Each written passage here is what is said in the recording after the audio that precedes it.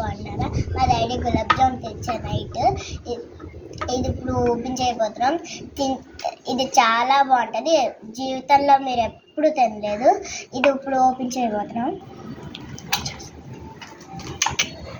చేస్తాము చూడండి. ఇవన్నీ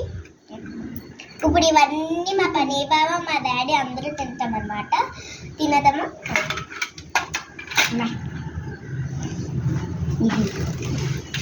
ఇది అమ్మా ఇది నా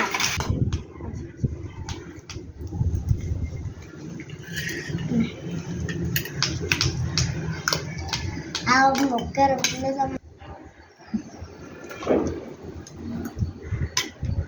వావ్ డబ్బులు చాలా ఉంది. ఫస్ట్